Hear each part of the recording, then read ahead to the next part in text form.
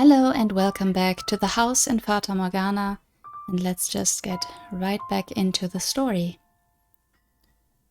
For you, here's the section. Slowly but surely, time checked onward, everyone working toward their own individual goals. Each early summer breeze that blew through the garden was like God's hallowed breath carrying the flowers' fragrance in through Rose Maynard's windows. If only time could be stopped and this beautiful era made to live on through eternity.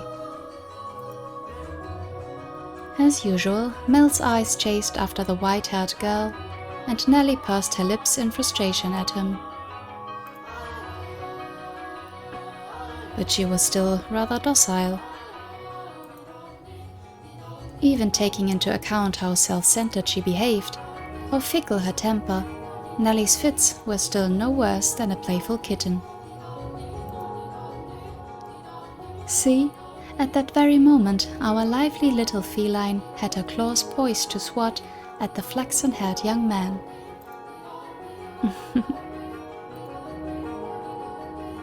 Mel, you promised me, or have you forgotten? I haven't forgotten, I'm just asking if we can go another day. Another day? This isn't something that happens every day. I've been looking forward to tonight's performance for so long. And there's nothing I can do about that. We're having a gathering at the priest's home tonight. Several high-ranking officials have come up from the mainland just for this. Who cares? I care. You know, Nellie, it doesn't have to be me who goes with you. No, I want to go with you, Mel. You've been so distant lately, dearest Mel. You refuse to do anything with me. That's not true. Tell me, if you can't go today, when can you? When will you be willing to go out with me? When will you be willing to play cards with me? To have tea together? I can't make any promises. I have things to do. Obligations. And Nellie, you're almost an adult yourself. Stop acting like such a child. I'm not an adult yet. I'm still a kid. If it means I don't get to play with you anymore, dearest Mel, then I don't want to be an adult. Nellie, you can't. Lady Nellie, the master wishes to speak with you. Huh? Father does? What could you want?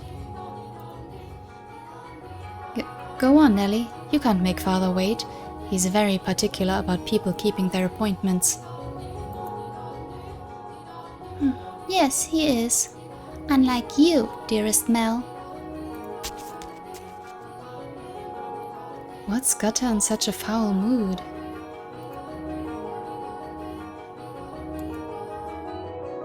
Oh, thank goodness for small miracles.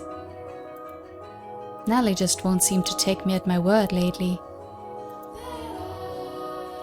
You mustn't be so harsh on her. She is your one and only darling little sister. You're right, but still, she's taken a bit too far of late. Oh, I am not so sure. She does not seem to be behaving any differently to me.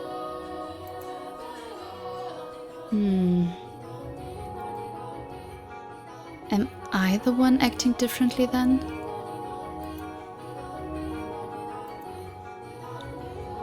Well, enough about that.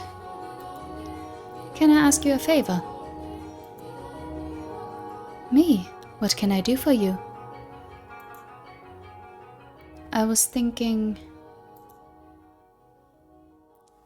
Physically, Mel was undeniably a young man, but the smirk that crossed his lips as he schemed gave his face the sweet look of a little boy. Or perhaps that was simply part of his charm, and it was not the age disparity, but his character that made his smile so heartwarming. What did he ask of me? You shall find out soon enough.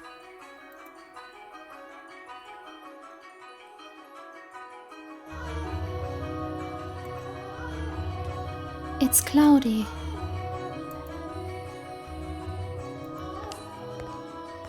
And thank goodness for that too. No, it would be even better if it were even darker out.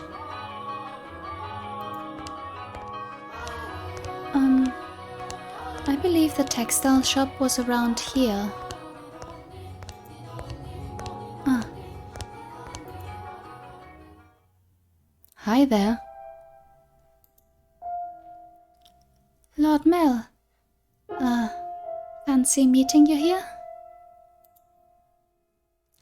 Yeah, what a surprise. Is it? Is it, Mel? Or are you stalking? So, what do you say we take this chance and go for a little walk? Since you're sensitive to the sunlight, we can keep our eyes out for shadowy areas as we go.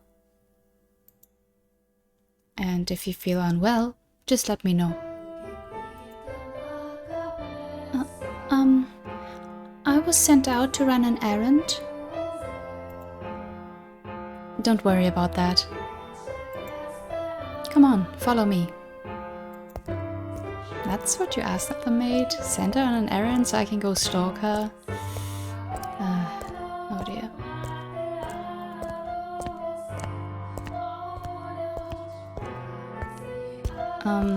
I'm sorry. It actually wasn't an accident that we crossed paths. Or at least he's honest.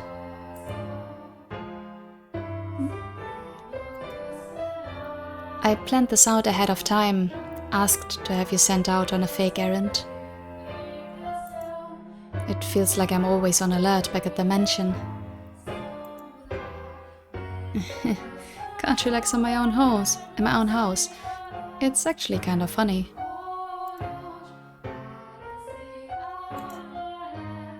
Sorry, that was inappropriate of me. I just thought, since the sun's mostly blocked out, it would be alright if... I'm feeling just fine. Ah.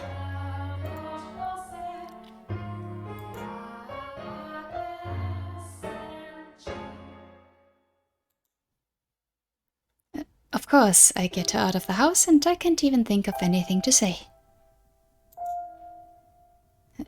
Hey, Yes? Have you settled in to life at the mansion? I have. Everyone has been such a big help. That's good to hear. Indeed.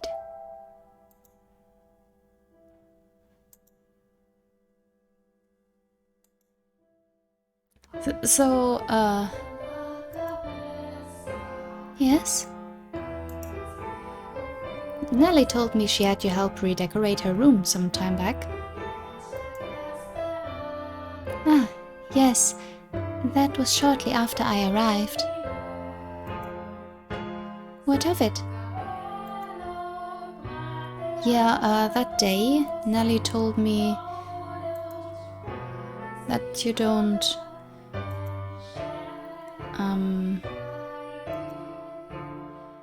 I don't? Never mind, sorry. It's not important.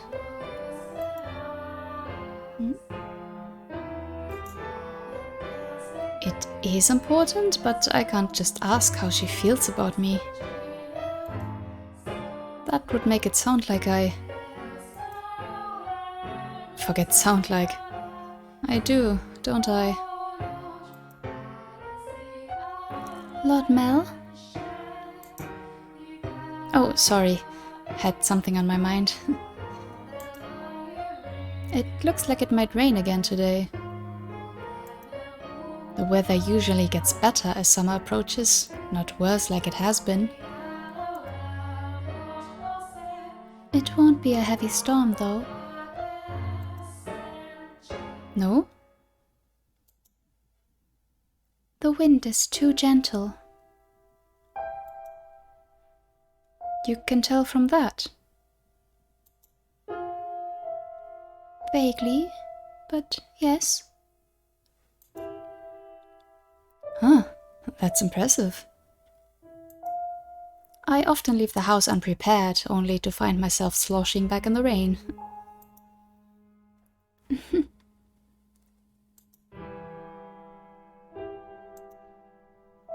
You laugh a lot more than you used to. Do I?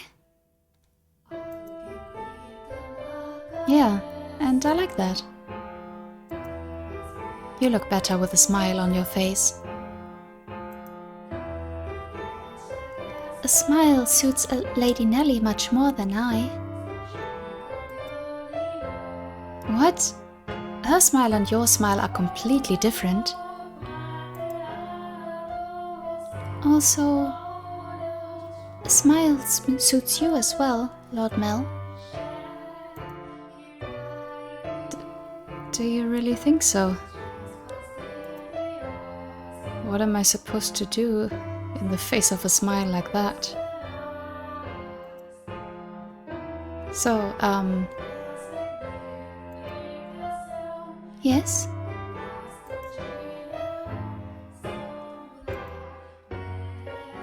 knowing her, if I ask if I'm imposing, she'll say no without hesitation.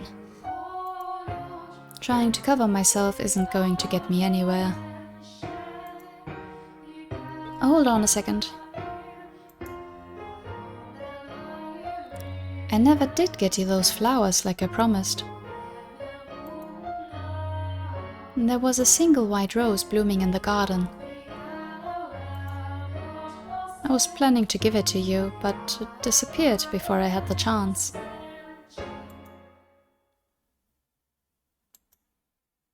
So, I'd like you to have this. It's not a real rose, but it won't wilt either.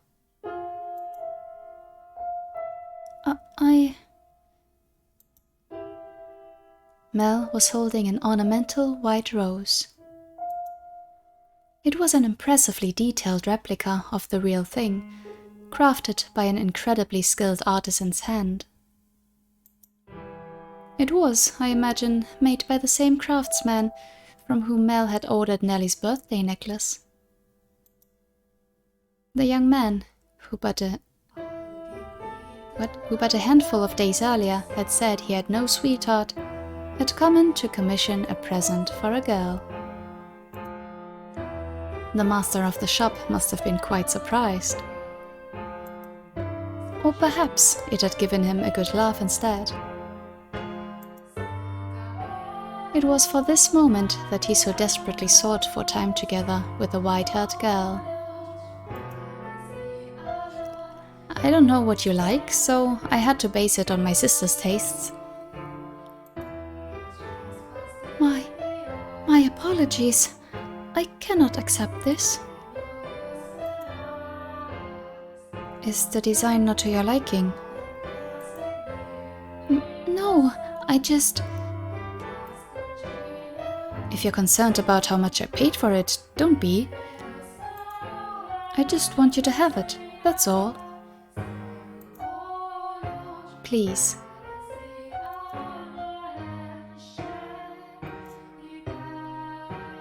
Why are you so kind to me? Why? Because... I'm sorry, I can't accept it. A clear glint of flustered panic was visible in her red eyes. There is not a girl in the world whose heart would not flutter at the sight of the sparkling rose accessory. but her reaction was far from delight. As a matter of fact, there were traces of fear and apprehension in her countenance. I beg your pardon. Hold on. With a look of distress on her face, the white-haired girl made to run off, but Mel grabbed her by the arm in the nick of time.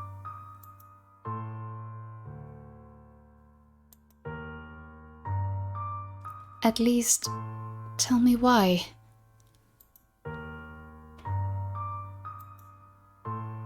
Is it because you dislike me? I never said.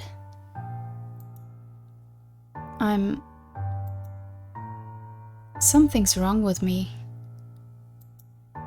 From the day you arrived at the mansion, it's like I haven't been myself. I've been strangely aflutter ever since then. Whether I try to study or whether I try to read, none of it sticks. I'm just looking at pages of text, tracing rows of letters, only for them to disappear as soon as I look away.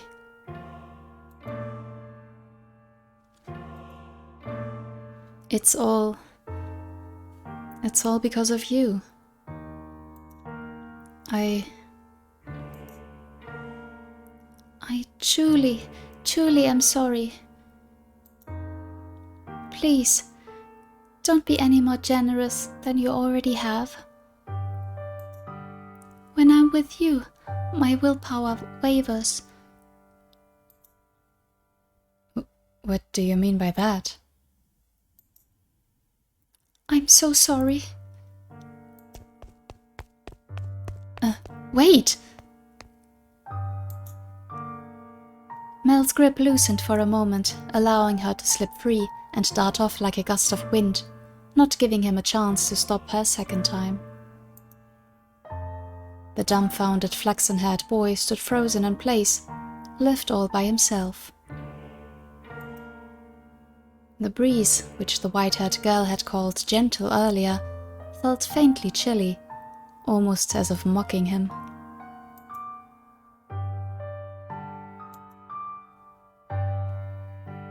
It looks like she's even less fond of me than I thought.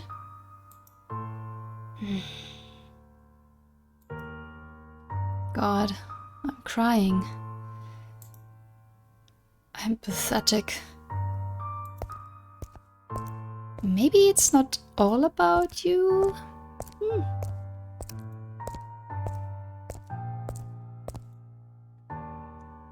Well, if it isn't Mel. What might you be? Are you crying?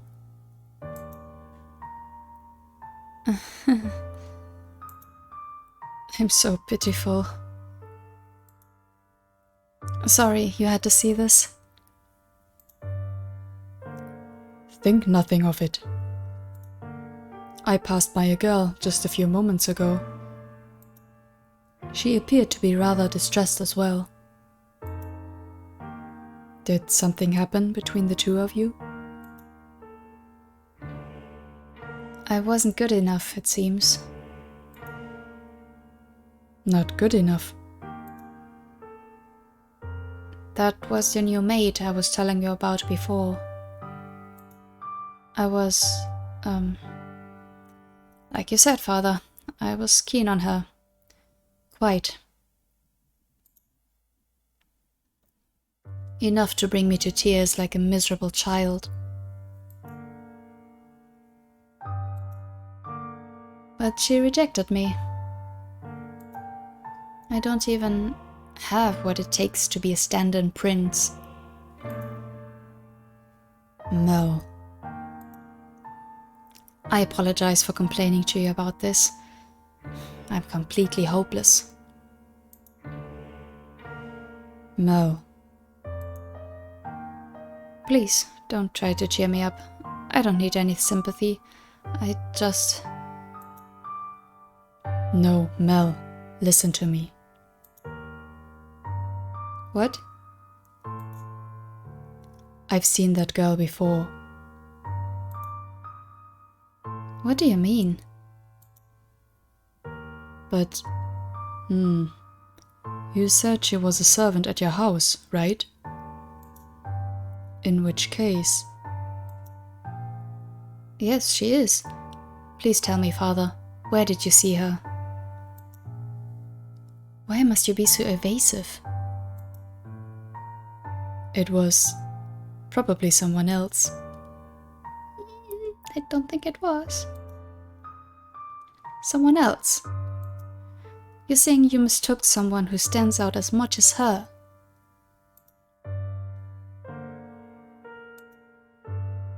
Father? She and the man whom I assume is her father paid a visit to the church once.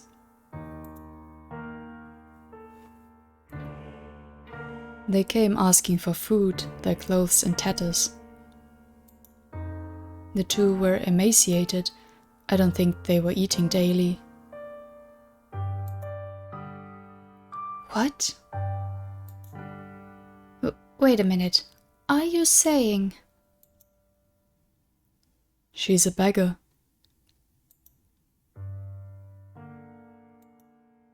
But Father said she came from an esteemed house. Which is why I said I might be mistaken, Mel. She has a singular aspect, but it is possible there is another girl who looks similar.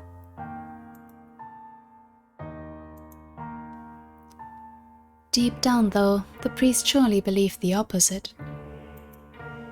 And so he said sternly, like a teacher to a pupil, "But you must be absolutely certain, Mel. Understood? You cannot proceed any further without knowing her ancestry."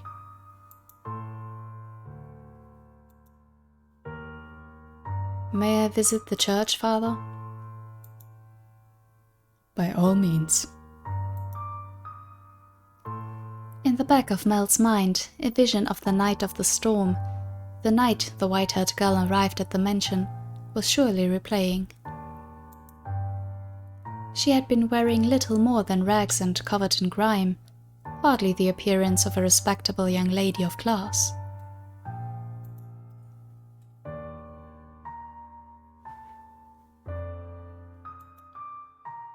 Have I been putting her through unnecessary stress? If she actually turns out to be nameless, to be rankless, no matter where she comes from, my heart is decided. I will not fool myself about how I feel any longer. No, I cannot fool myself. But how does she feel?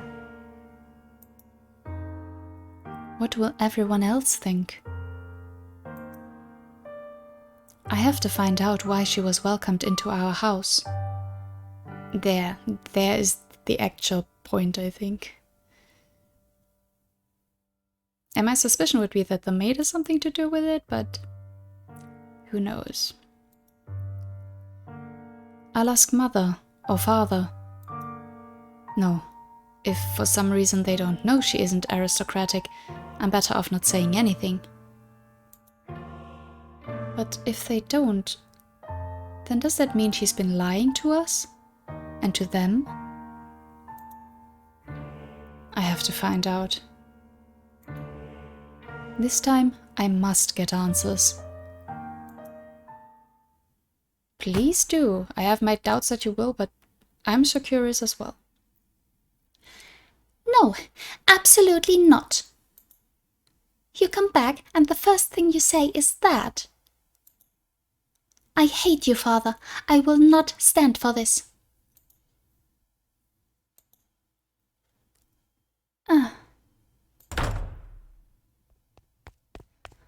Why? Why would you just suddenly throw that on me?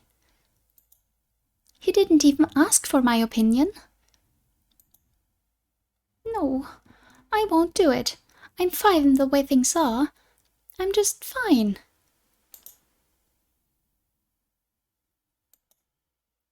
Dearest Mel, I need your help. I don't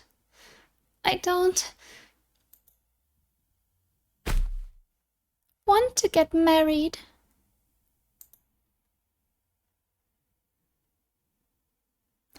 Oh boy. Now everyone has their own issues, eh?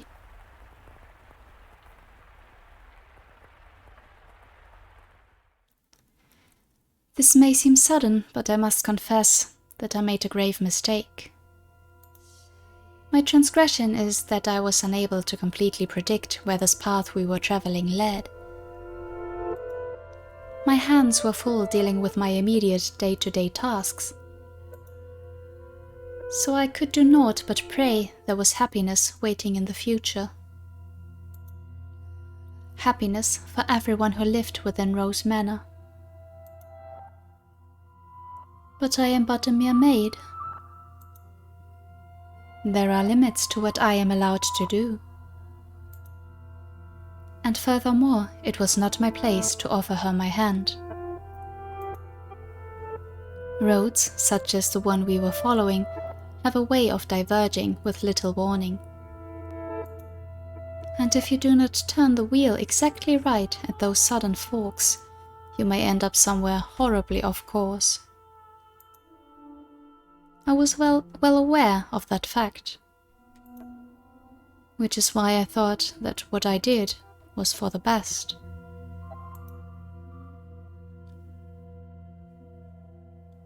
It's happening again. I made sure the door was closed, but I can sense someone standing there. Someone watching me.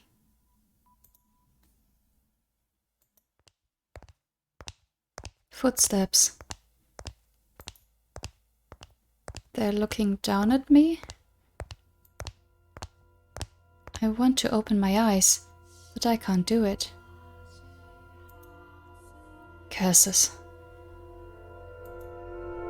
You're just going to leave without doing anything, aren't you?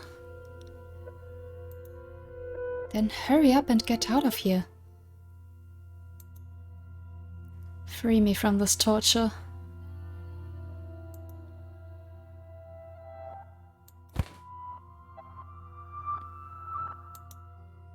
No, tonight they're on my bed now, looking down on me. My neck. I can't speak. I can't move.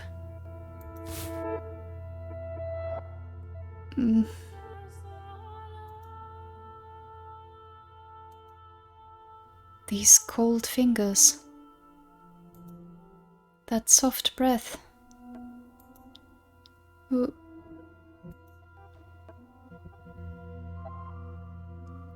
Why? I can move my body. But that's not important right now.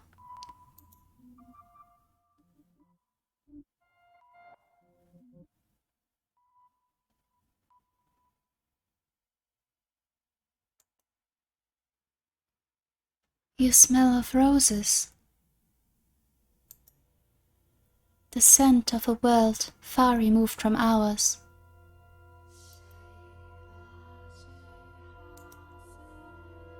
He made to gasp at the sight before him, only to realize he could not. The pressure of her cold fingertips wrapped around his throat robbed him almost entirely of the ability to breathe. Why? He silently mouthed the word. For that moment, at least, her melancholic ruby eyes were focused wholly on the flaxen-haired young man. In them glowed a faint flicker of willpower and a continuously burning agitation that roused her to action. I told you to stop being so kind to me. Why? It will all be over soon. Please don't make any noise. Why? To put an end to this family. You are my only... Why are you shaking?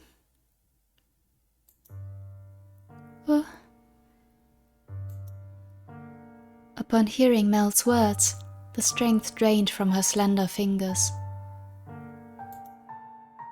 He had not been questioning why she would do such a thing. There was, of course, a trace of bewilderment visible in his eyes. But he did not shout, nor did he tremble in fear. He instead expressed concern for the young woman who looked like a cornered rabbit. I am not shaking. You are. I can see it. As she slowly regained her breath, Mel's voice too grew clearer. Conversely, the red-eyed girl's grew progressively more faint and raspy. You are not doing this because you genuinely want to. There is some other reason. This is what I desire.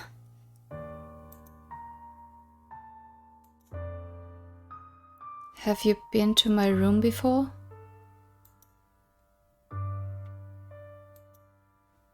You have. I'm sorry.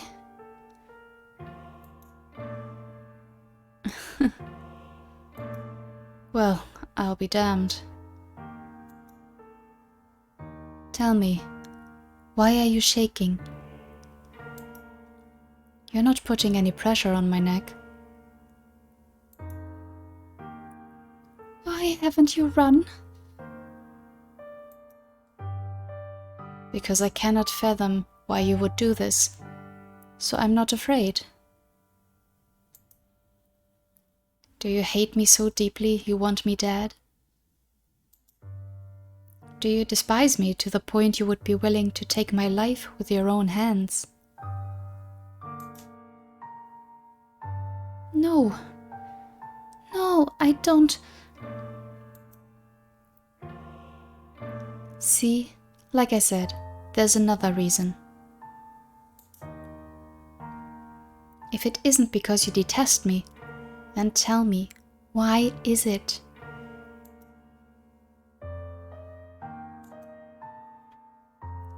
I am sorry. I will leave your room now. I will do my best not to bother you any further, so please forget anything ever happened. Do you think I'm just going to say okay and let you go? Why can't you tell me the reason? I'm sorry. Alright, then I'll try and guess. What? It has something to do with your lineage. You're troubled by it somehow. Am I right?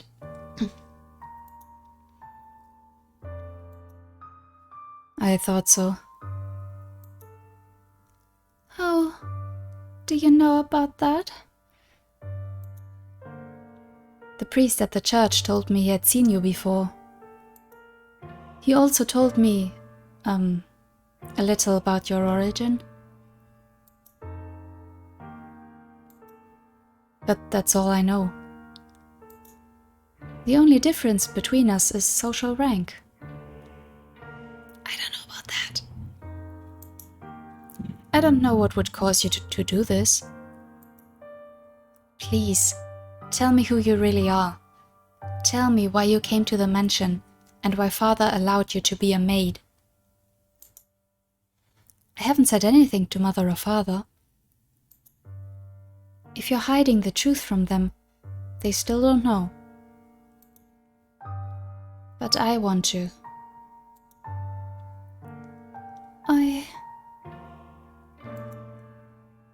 I won't get mad at you or have you punished. I'll even swear to God if you'd like. I want to be the prince who whisks you away. I want to be like the prince who rescued the girl from the dark mansion and showed her the world. I know I'm not that dependable, but I want to help you. Why do you show me such compassion? Why do you treat me like this? I have my hand around your neck. Why?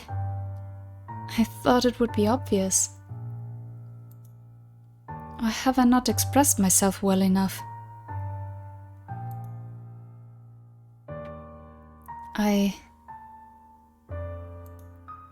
I love you.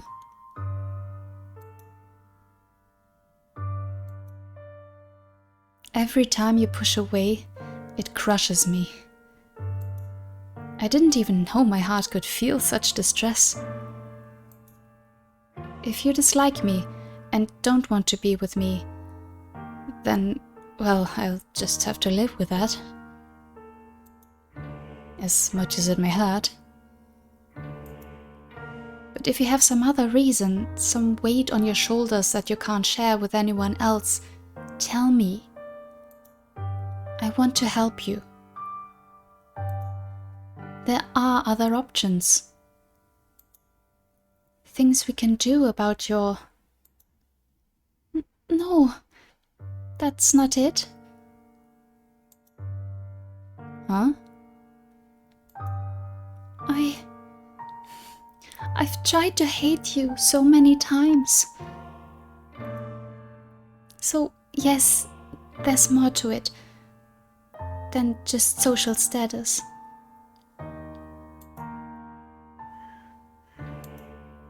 But I can't do it. I couldn't make myself do it. What do you mean? I had so many chances, but I couldn't do anything. She spoke in a stifled voice, as if every word had to fight to escape her lips. She appeared so fragile, so precarious looking down on him, that it seemed as though if a gust of wind were to whisk through the room, it would blow her away completely. Her pale fingers were trembling, like she had tried to squeeze them again, and failed. However, her hand did not pull away from his still slender neck. Her hand is so cold. He did not challenge her, but simply kept his eyes fixed on hers, as if carefully watching to see what she would do next. I'll say it as many times as I must. I love you. And I wouldn't be able to accept losing you without knowing anything. So please, tell me the reason. I'll see to it that you're taken care of. Those are the words of a man of means, Lord Mel. Of someone blessed enough to have pity for others.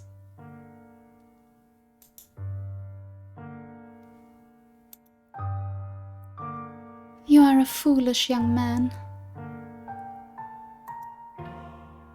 You know nothing.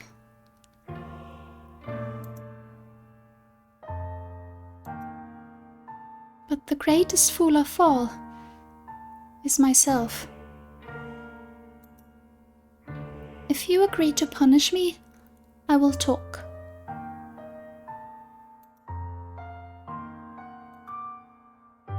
Tell me. Her long white hair and the soft flaxen hair touched, for just the briefest of moments, it appeared in the darkness as though they had fused together. The white-haired girl, having finally gathered the courage, began to slowly tell her tale. We're really getting it now? Didn't even think we would. A real slow burn here. Okay. On the night of the storm, I paid a visit to Rose Manor, this mansion.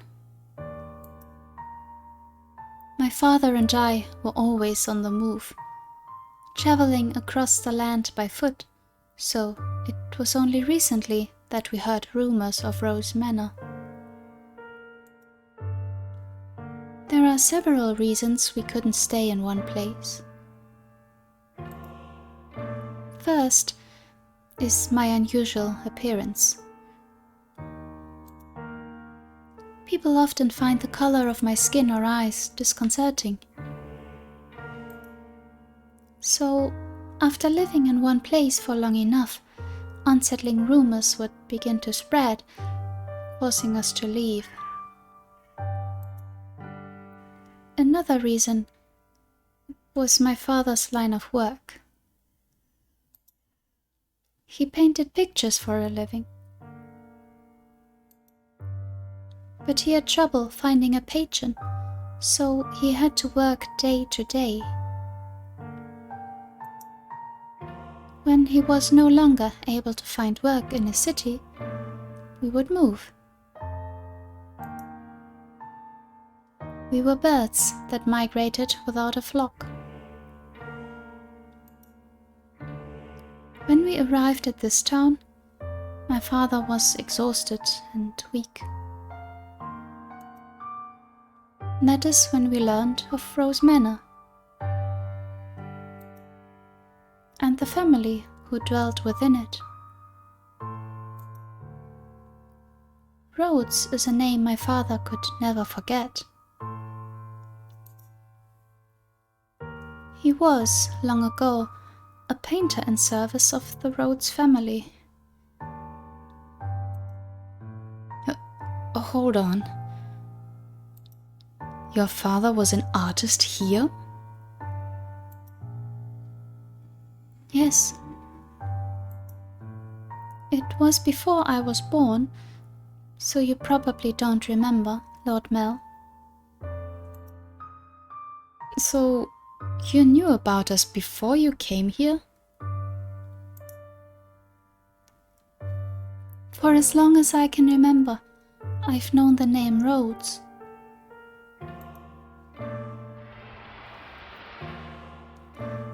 My father was chased from your house.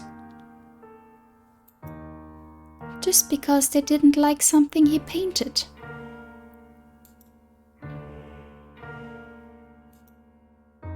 Having failed the Rhodes family, no one else would become his patron.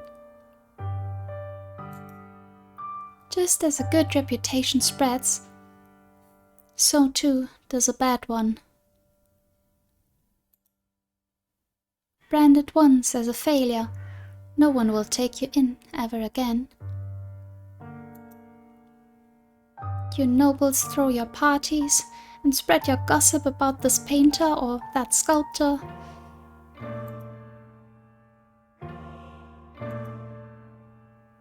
The rose you tried to give me is an example of that. It was certainly crafted with skill, but the jeweler is only known because some aristocrats spoke highly of him. My father's paintings were no less skillful. His was a talent that could not be easily imitated. But no one was willing to separate the art from the artist. The Rhodes family stole everything from my father. But even thrown out onto the streets, his only skill was painting. That was all he could do to earn a living. What little money we had for food, he gave to me. He did anything he could to ensure my survival, even at the expense of his own well-being.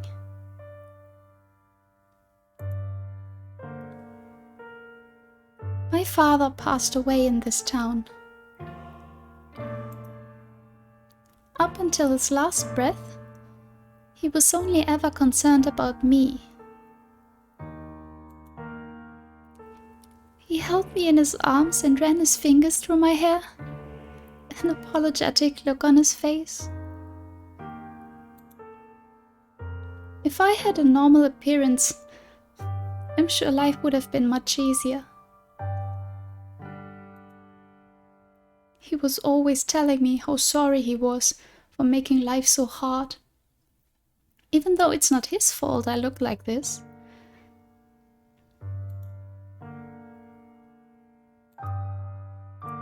I disdained the Rhodes family for putting my father through such hardship. I imagined you were still living in decadence, acting as though nothing had ever happened. No, you wouldn't even care about the fate of one simple painter. Our lives meant nothing to you. And so, I sought to bring misfortune upon you. And that's why you tried to kill me. In truth, I had wanted to take the master's life, but your father spent so much time outside the mansion. And so... You're right. If they lost me, it would put my family in a very difficult position.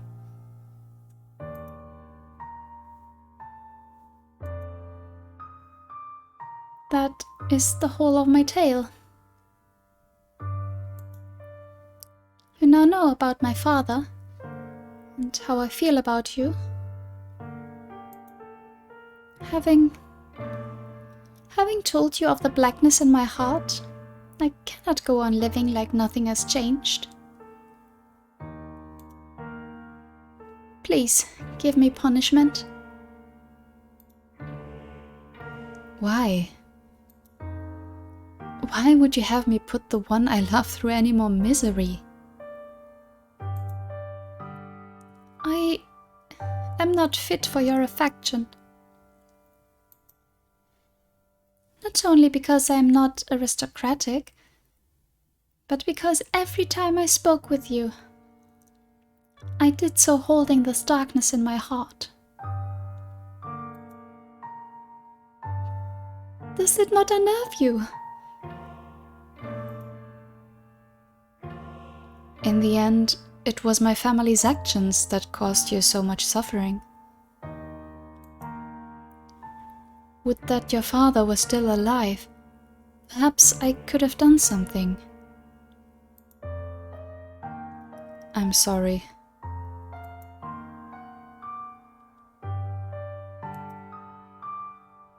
And besides, you hesitated. You didn't actually kill me. What am I even to punish you for? As you said, you had countless opportunities, but you could not bring yourself to do it. Sorry, I'm just having a thought, like, even if she planned to kill him and, like, do it stealthily, why would she go in and try to strangle him? We could assume that he has more bodily strength than she does. So why would you go about that way and not get a knife from the kitchen? She should have access to that as a maid, right? I'm just trying to think practical here. But, like, slitting his throat would be easier, wouldn't it? And also, it doesn't quite explain why he wasn't able to move unless there is something not human about her, which is my suspicion. But I don't know. Just thought that I had. Either way, she couldn't bring herself to do it, so Tell me, why couldn't you kill me? Because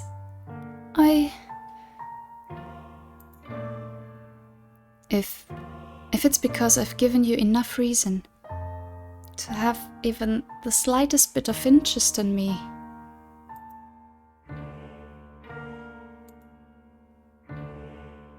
nothing was as I envisioned it. What?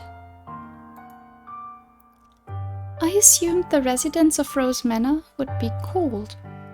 People who believed that wealth and rank mattered above all. But on the night of the storm, the mistress was the first one to extend her hand to me. I arrived at the mansion disguised as a beggar. Actually, disguised is not the right word, as many nights I only survived on the generosity of others. The mistress did not send me away when she saw me. Quite the opposite. She took me in as a servant. So that was Mother's doing. I could scarcely believe she would invite a stranger into her home, that she would treat a stranger with such compassion.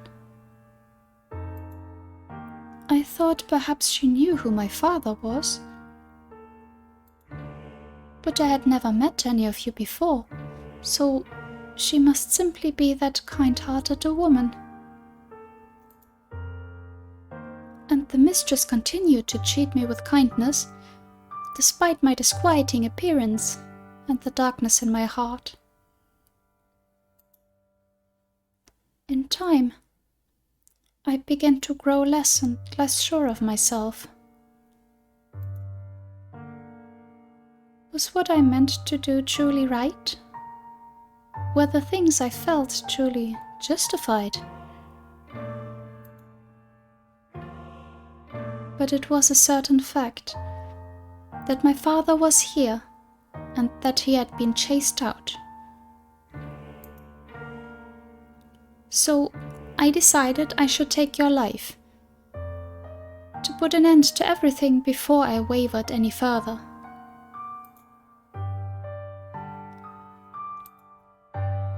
And then,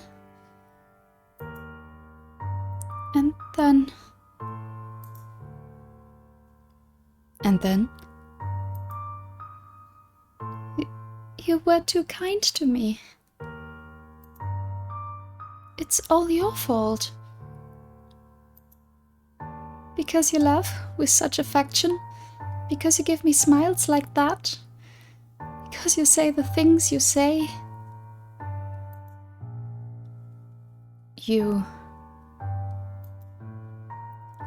I'm sorry. No, don't apologize. I'm so happy to hear that. Despite, the unusual circumstances.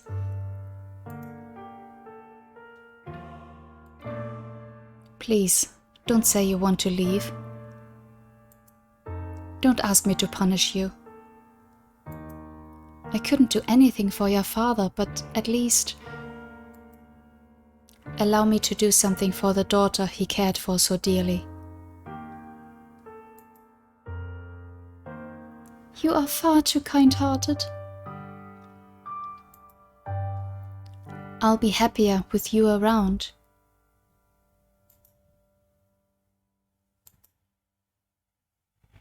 You can become a real aristocrat. Huh? There are families that would be willing to adopt you. Especially especially knowing it would bring them ties to the Rhodes family in the near future. Are you saying,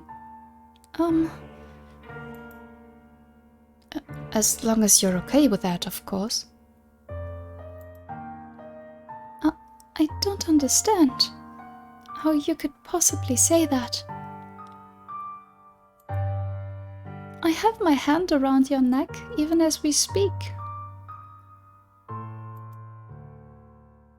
It seems reasonable enough to me. I'm desperately looking for some way to not have to lose you. But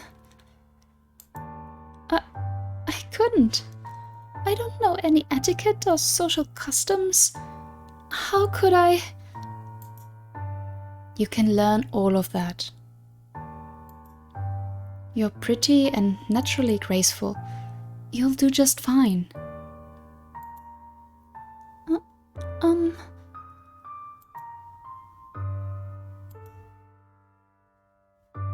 You are such an aristocrat, Lord Mel. What? The way you can come up with compliments so easily. Only for you. Ellie says my poetry has as much charm as a dissertation. I don't understand theater. It puts me to sleep.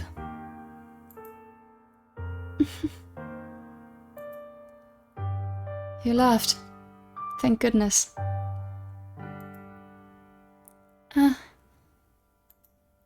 Keep smiling. You don't have to stop. A smile on your face is a smile on mine.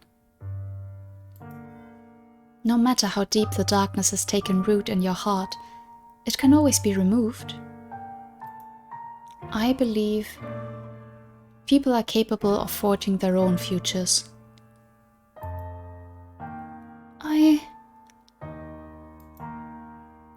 What do you say we go to the theater sometime? I promise I won't sleep through it. At the private theater, we can get seats at the far end of the second floor, so we don't have to stand. They would be pretty lavish seats, and it would give you a chance to experience the noble life. But please, don't be shy. I can have clothes prepared for you. I'll ask one of the maids who can keep a secret. Say, the one with the black hair. She kind of scares me, though.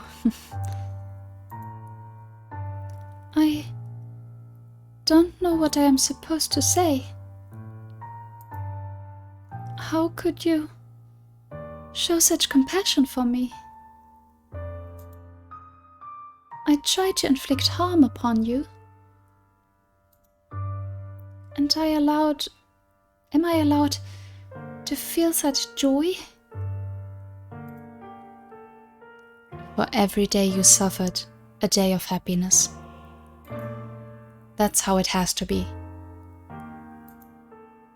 So stand by my side. He softly whispered the girl's name. For several long moments, her lips trembled in trepidation. But in time, she squeezed them together and made a smile. He wrapped his arms around her unbelievably slender, frail frame, holding her tight in an affectionate embrace.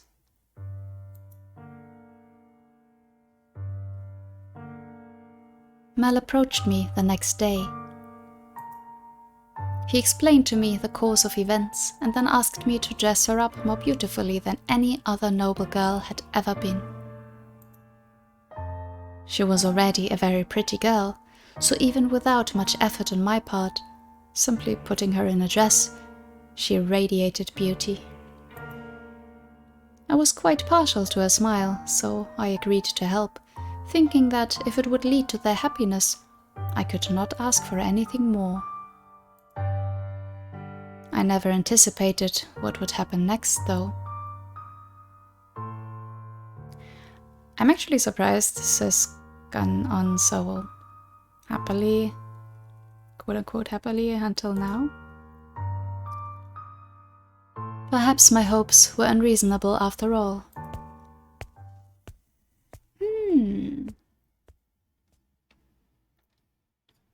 So it's a whole ass. But wait, there's more. Because of course there is. What a nice dream to have, though.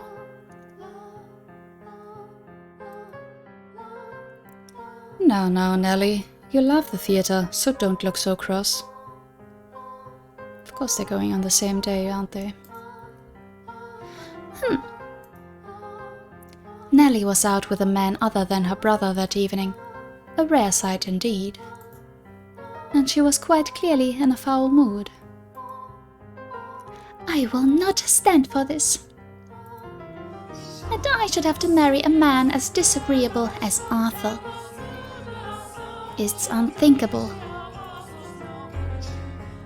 The young man at her side was Nelly's fiancé, selected by her parents. On any other occasion, she would have snubbed an invitation from any man who was not Mel, but she had little say in this matter. She was, for lack of a better word, forced to go out with him. And oh, how furiously she had fought against it. She had shoved aside the Abigail trying to fasten her corset, locked herself in her room, and sobbed for quite some time. It required the combined efforts of several of us to get her ready and out the door for her date. Come now, you should at least pretend you're enjoying yourself. Or do you want people to think we don't get along? Do we get along? Well, I want to, for what it's worth. What it's worth to you is my name, not me. Are you really going to be like that? I went out of my way to take you to your favorite play. The least you could do is be a little kinder to me. What was it called again? Romeo and Juliet? It's been running for 6 or 7 years now. A family like yours or mine could pay to have a brand new script written. So why should we have to see an old play at a theater full of commoners? Okay, I wouldn't want to go out with him either. Gee. It may be private, but even so... I would rather just have a show put on at my estate. Stop talking already. Why should I have to marry someone like you? I have absolutely no desire to marry you. Whatever it takes, I will put a stop to this. I'll talk to Father as many times as I must.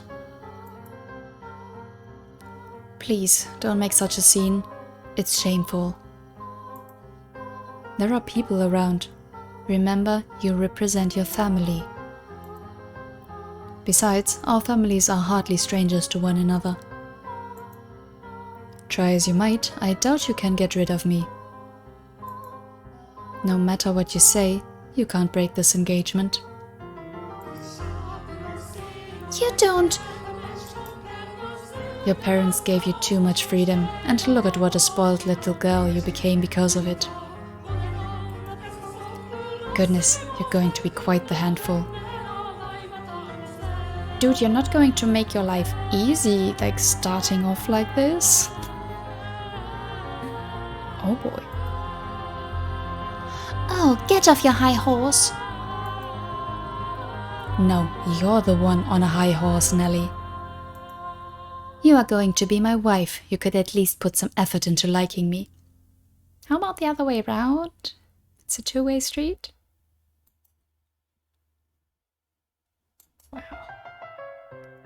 What happens when I take you to a social engagement and you act like this? It's shameful to the both of us. This coming from someone who used to call me Lady Nelly. What's your problem? When you choose to act like a lady, I'll gladly call you that again. Goodness gracious. Put yourself in my shoes for a second. I have to marry a bratty little girl because it will help my family. How dare you talk about me that way? You're not a damned princess. Open your eyes.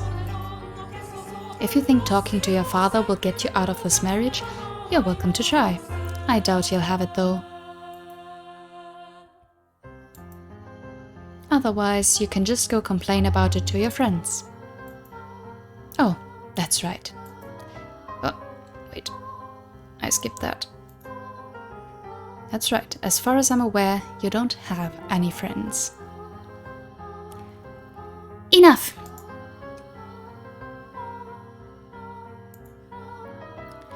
As you wish. This is so frustrating. Why should I have to listen to this jerk mock me? I have Mel. I know.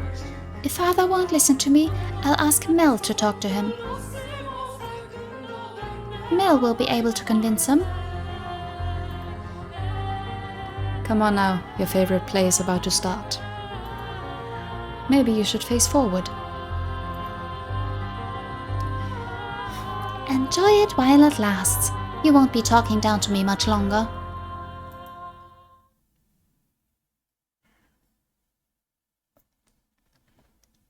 What?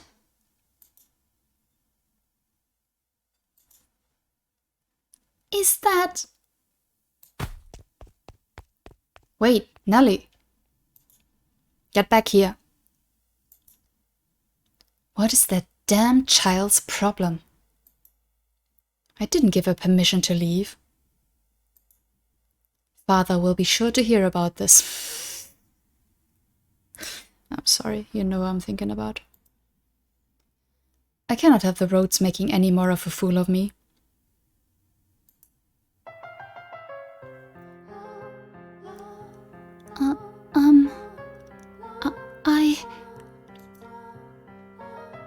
You're fine.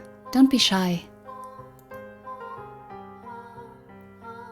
But so many people are looking at me.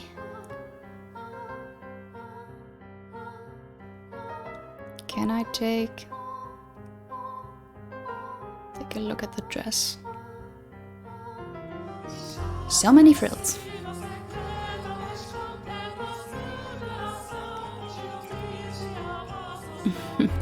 That's because you're gorgeous. No, it's because I look strange.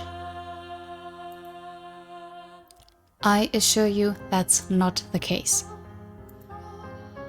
It is true you have an unusual appearance. But right now, the unique color of your hair, your skin and your eyes all serve to accentuate your beauty.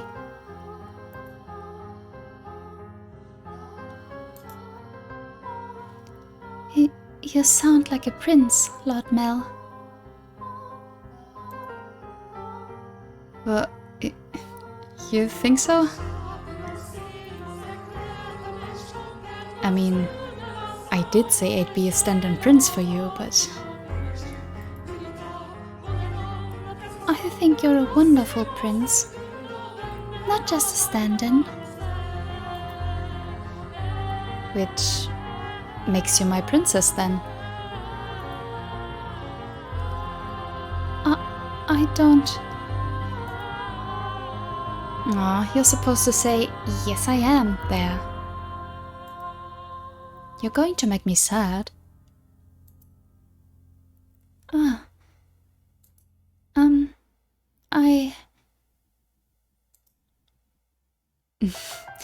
I guess I'll just have to keep working at it until you submit.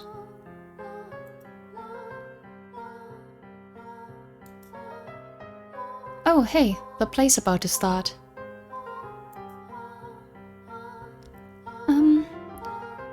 What am I supposed to be doing?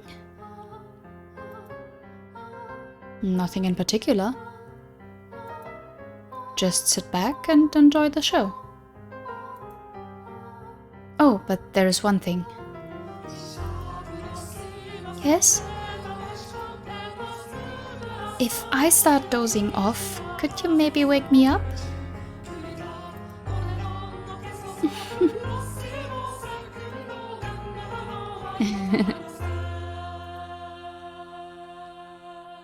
Oh.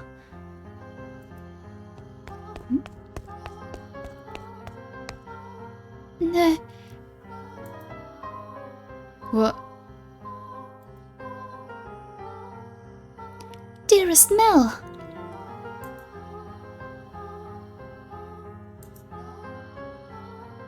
Nelly? Dearest Mel, why are you... What are you doing here?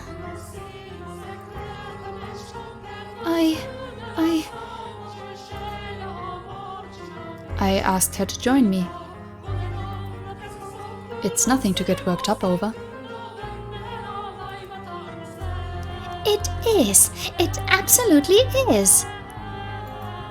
How many times did I ask you to come with me and you wouldn't? You don't even like theater, dearest Mel, and you brought her. You're right, I'm not especially fond of plays, but I wanted her to be able to see one. Why are you making such a big deal out of this, Nelly? She's not suitable for you. What? She isn't good enough for you. Why would you choose her? She's creepy and you have no idea where she came from. Don't talk about her like that, Nelly. But you don't even know who her family is. I do. What? Lord Mel? It's fine. You just stay quiet. Like the other maids, she comes from a respectable house. I looked into it. However, circumstances prevent me from telling you what house that is. No. You're lying. That can't be. She doesn't act like a lady. She lacks etiquette and she probably can't even dance. You expect me to believe someone like her is from a good house? Enough already, Nelly.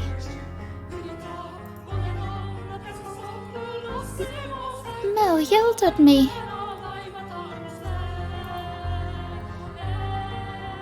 You have my word.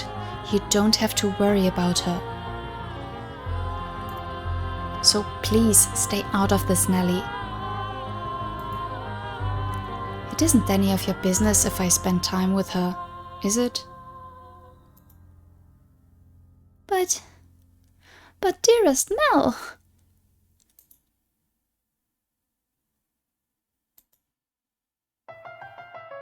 You need to stop hanging all over me, Nelly, and find someone for...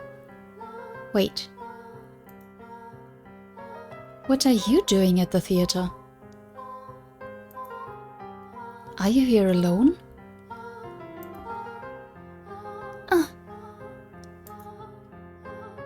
Oh yes, dearest Mel, about that. I have a favor to ask of you. I've been waiting to talk to you about this since yesterday, but I haven't seen you at all. Settle down, Nelly. What is it? Father had me engaged without consulting me. And he picked Arthur, that disagreeable little... Oh, right, that. I already know. What? I heard it from Father. That reminds me, you didn't show up at breakfast this morning. I see now. It was because of your engagement. Dearest Mel? Is that who you're here with today? In that case, you should get back to him, rather than waste any more time with us. Mel, really? Okay, that's a bit dense. That's a bit dense to wave that off so easily. You knew I didn't want to get married, Mel. So why? Why didn't you talk father out of it? Because it's your time, Nelly. If there's someone else you'd rather be with, then, well, you can try persuading father, but... You're the only prince for me, dearest Mel. And a prince always grants his princess's wishes. Doesn't he? I just want you to say you'll do that for me, dearest Mel. Lady Nelly. You stay out of this. It's all your fault. It's all because you showed up and played your little tricks on him. I warned you about this rat, dearest Mel. She is not suitable for... I told you I'd had enough already.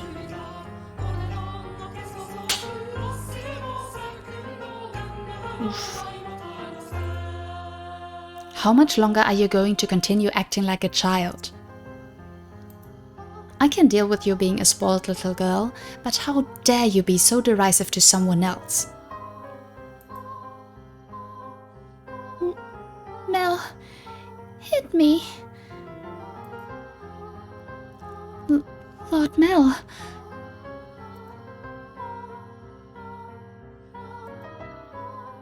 Go on, the show's about to start. People are giving us dirty looks. Return to your betrothed now. I will apologize to him afterwards as well. You said you would always be by my side. That you would always be my prince. The time for make-believe is past, Nelly. No. No. I refuse to believe it. I will not have it. Nelly! My goodness, that girl. Are you not going to go after her, Lord Mel? No, just let her go.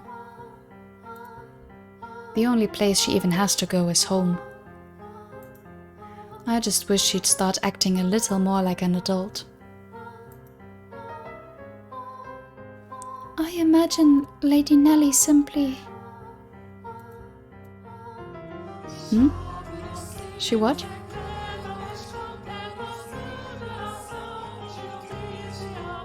No. It just wasn't my intention to get between you. Don't blame yourself. It's not your fault we had an argument. But you two are so close. Well, yeah, we're siblings. So we're close, but nothing more. That's how you see it. I do care about Nelly and I enjoy spending time with her. But she's my sister. Nothing more. Anyway, sorry for making such a scene. No, I imagine she left her betrothed behind without saying anything, so I'm going to go apologize to him. We have to keep up appearances. Stay here, I'll be right back. Very well. Yeah. That wasn't great. And also, I don't think that Mel acted great there. Don't go around slapping your sister. Or anyone, for that matter. Nellie was rude, definitely. She shouldn't have said that. But I think Mel was also lacking some empathy there. Like, very clearly. Nellie may be spoiled, but that's... yeah, you don't have to talk down to her like that. And disregard her feelings. Ah. Rich people. Master. What are your thoughts on the tale so far? It's complicated. Which of the siblings do you think was in the right, Master? The brother or the sister? Oh, so you're actually asking me. I think neither. Neither was fully in the right and both were just acting on their feelings. Nellie was jealous, so she lashed out, which wasn't great. Mel was trying to be protective, but in the course he dismisses his sister's feelings and concerns, which is also not great. So, there's that.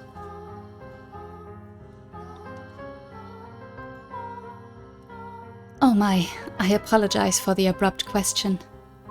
It's fine. Did I startle you? No, but from time to time I do forget that the story is kind of told by the maid, or shown, at least. And that we do have a full other player character, basically. Yeah, what do you think, maid? What do I think? Yes, I believe Mel was probably right. He was also surely happier than her. As Mel had anticipated, Nellie fled from the theatre, leaving her fiancé behind. She forced her way into a carriage stopping outside, probably one called for a different nobleman, and ordered it to take her home. Mel's assumption was correct. The only place she had to return to was the mansion. The sun was beginning to set, and as a young lady, she could not simply go wandering through town alone. Nor did she have any acquaintances to take her in. Her world was, in essence, composed of two elements: her brother and the rose garden. They were the light of her life at Rose Manor. She lived a very isolated existence.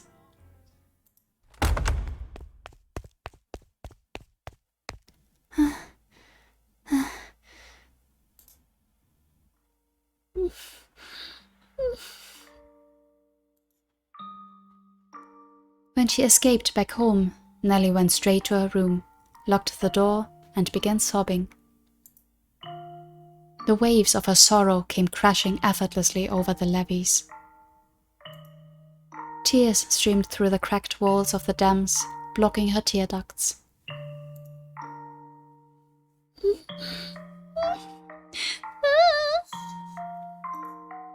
Why? Why?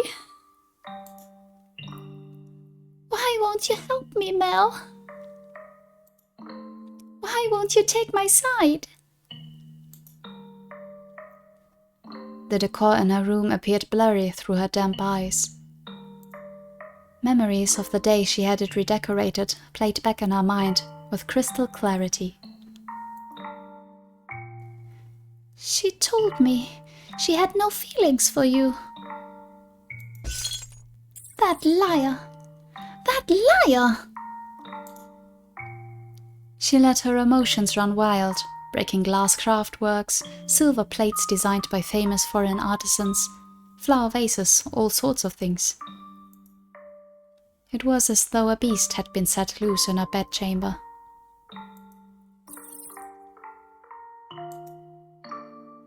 The vase she tossed shattered against the painting hanging on the wall, spraying water, porcelain, and roses in every direction.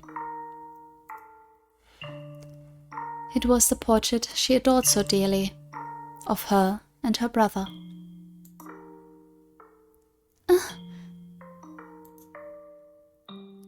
And in what appeared to her like a metaphor for her life, the frame fell off its mounting and came crashing to the floor. Nellie darted over and scooped it up. The frame had broken, but the painting inside was unharmed.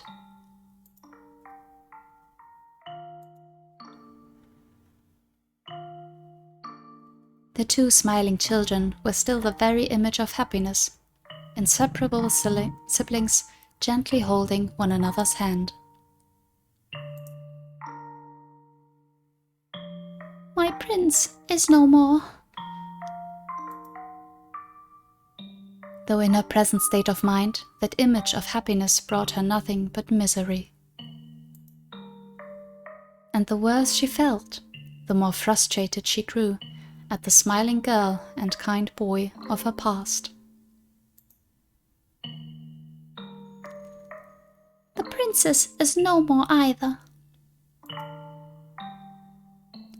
You're not a princess anymore, Nellie.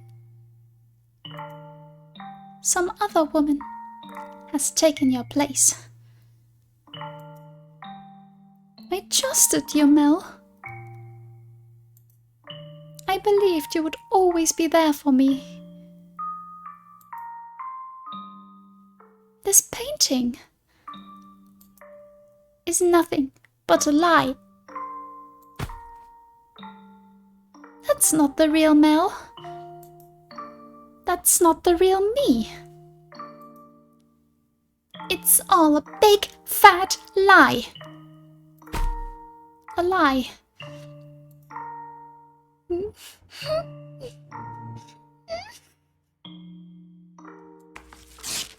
I wish this painting never existed. That it was never made. That I never had a brother. This painting.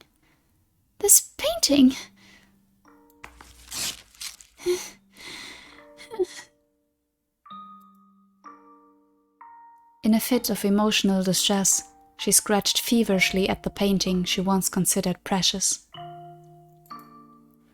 She put more force into her fingers than she, or perhaps anyone, might have imagined she could.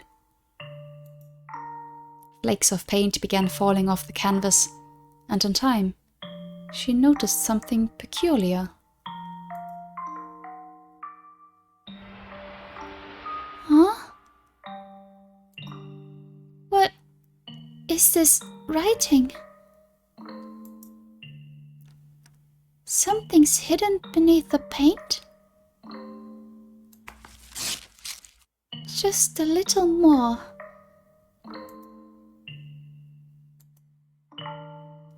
A date. Why would that be hidden?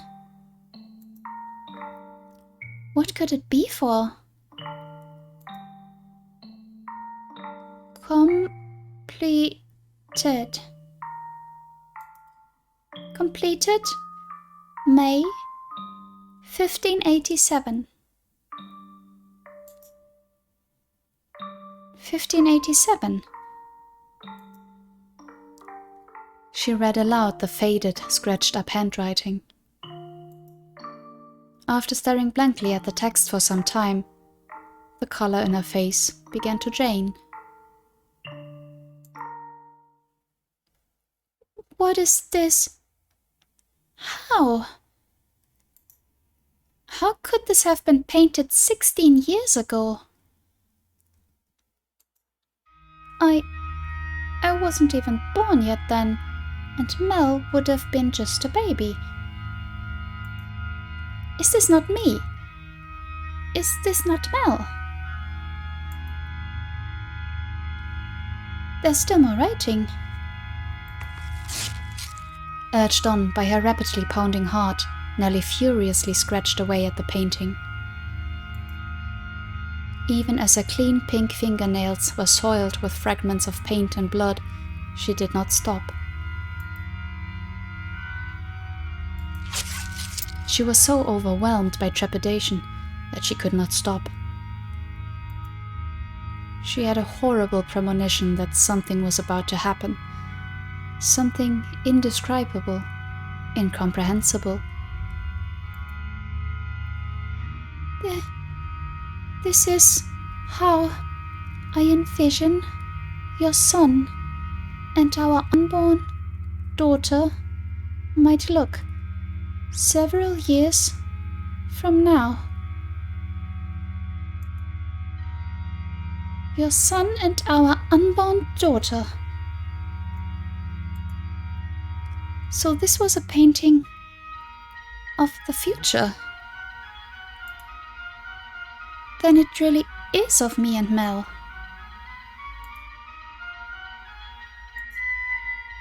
No, use your head, stupid. I'm only 14. 16 years ago, I would not have even been inside Mother. But then who is this? Who is that holding Mel's hand?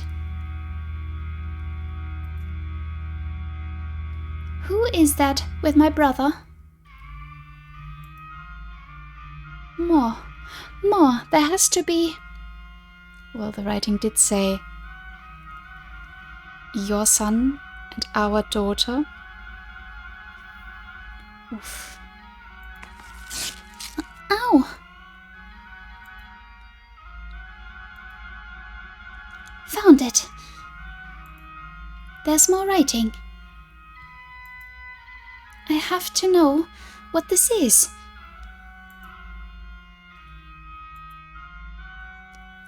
Calm down, Nellie. It's nothing to get worked up over. I'm sure it's nothing. Oh, it ain't nothing, girl.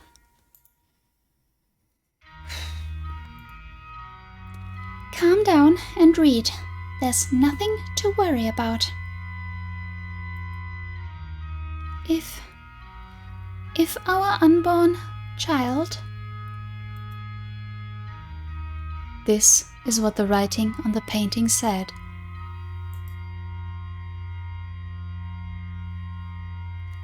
If our unborn child does not have your hair color, then you will probably not be able to take her in as your own. I will be punished and my life made miserable. And so I pray that this child might have flaxen hair.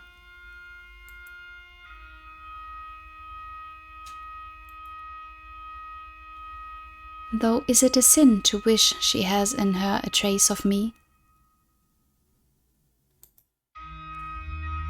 I do hope it is a girl.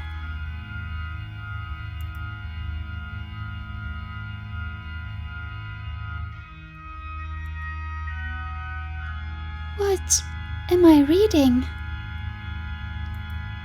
I don't get it.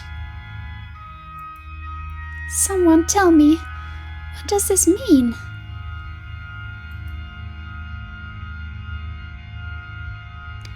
I mean, we still haven't heard the reason why the white-haired girl's father was chased from the mansion, right?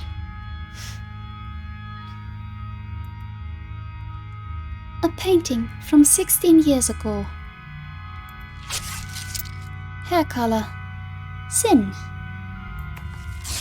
I do hope it is a girl.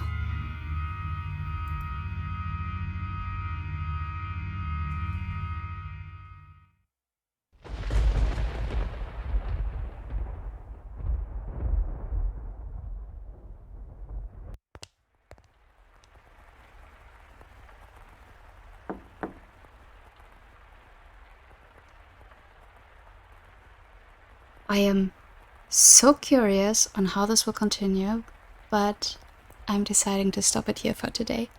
I'm sorry, I know.